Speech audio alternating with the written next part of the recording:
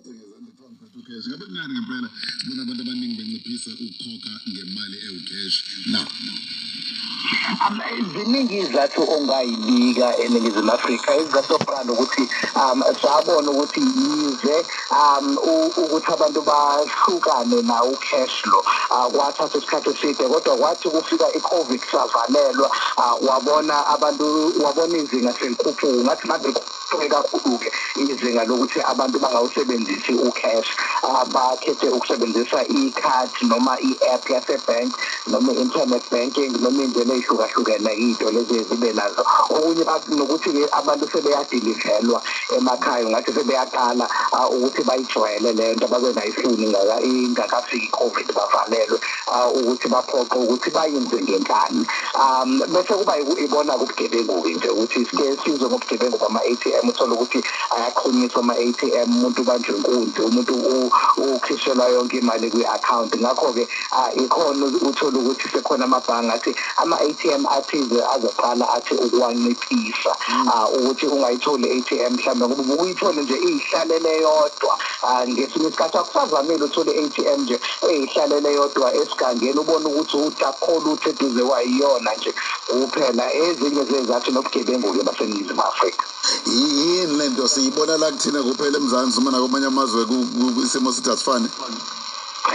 Akhona amazwe ikakhulukazi lawa aseNingizimu othola ukuthi nakhona ngenxa yokuthi abantu bathenga ngey'ndlela ey'thize, uthola ukuthi ama-ATM ancipha. Kodwa-ke kuleli zwekazi lase-Afrika nje ngingakhuluma nomunye obese-airport yase-Ethiopia ngomsombuluko, engitshela ukuthi ucawa nje ukuthola indawo engawuthatha ucash e-airport yase-Ethiopia, ethi akawuphethe ucash ngoba phela yena ujwayele ukuthi usuke e-South Africa la ukwazi ukukhokha ngey'ndlela ey'hlukahlukene, ifoni, ikhadi, okunye ufike e-Ethiopia airport, hayi ucash kuphela yonke indawo. So kuze kanje nase-Afrika ungathi iNingizimu Afrika kusayiyona ezohamba phambili ngokuthi lama-ATM avalwe ngendlela thina esikhokha ngayo ngey'ndlela ey'hlukahlukene njenga-iPhone, njengale khadi. Ngiyayithanda indlela oyisebenzisile iyawubugebengu njengesinye sey'bonelo. Ake ngithi-ke mhlawumbe nami sengingabanjwa noma ngibalekela ukuthi ngingabanjwa izigebengu zingibhuca imali. Yiziphi ezinye indlela ama-options akhona ukuthi ngingawasebenzisa ukukhokha ngikhokhele lento engifuna ukuyithenga, ngabe i-service noma i-product? I-app yasebank enye iyey'ndlela ukuthi ukwazi ukukhokhela into ey'hlukahlukene. Uma uhlele endlini ungangena kwi-internet banking, uthola ukuthi nomuntu mhlambe odinga ukuthi umtransfele imali umtransfele ngayo i-internet banking, uhlele endlini kwikhompyutha yakho. Kube khona-ke nokuthi ikhadi kulamafoni amanje, ngoba abantu abaningi banama-smartphone, uthola ukuthi ikhadi uyakwazi ukuliloada kwi-smartphone yakho. Uthola ukuthi uma ukhohlwe ilona ikhadi uqobo, mhlambe ukhohlwe i-wallet endlini, ngoba kuye kwenzeka uthole ukuthi uyikhohliwe i-wallet, kodwa ikhadi uliloadile efonini, uvele nje ungene kwi-wallet efakiwe lapha efonini, bese ubeka yona ifoni lapha emshinini wokukhokha, sewukhokhile njalo. Iy'ndlela seziningi kakhulu. Nalo-ke iwashi, uthola ukuthi newashi angithi lisebenzisana nayo ifoni, lama-smartwatch akhona amanje, uthola ukuthi uyakhokha nangalo, vele ulibeke nje lapha emshinini sewukhokhile. But kodwa manje emakhaya ngakithi magagadolo nasemalokishini siyayibona lezi zinto lezi zenzeka nakhona. Isikhona kodwa nayo imishini le, ngoba ukubona ukuthi angeke ngizifone ngeke ngahlangana nokhagade endaweni esephatha segoli ephethe umshini.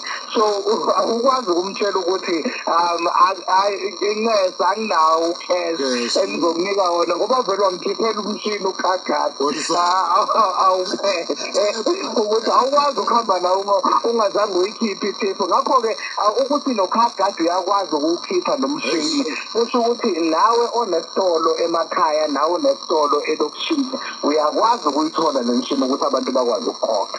Izinto ziya-digital zonke khona lapho esiyobona khona sekuthiwa nje ayisekho into ekuthiwa i-ATM ngenxa yokuthi abantu bonke sebesebenzisa imali e-digital.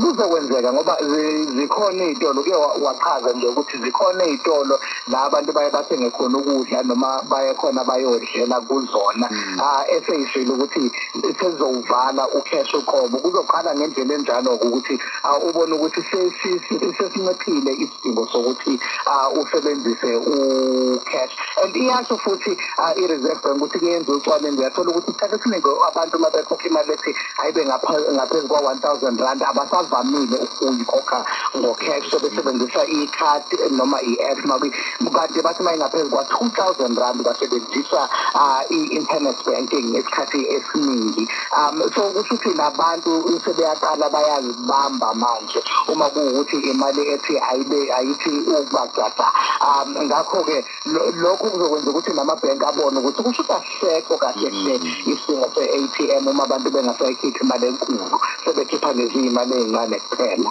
Hayi fana ndaba mfethu sikuthola kanjani ukulandela ezinye zezinto oyiphostayo kuma-socials wakho? Kuba u-S Zondi ku-X lo kubizwa ngo-Twitter @Zondi_ ku-Instagram siphumelele ku-TikTok. Kanti iziphumelele Zondi sibonga kakhulu ke mfethu kuyena.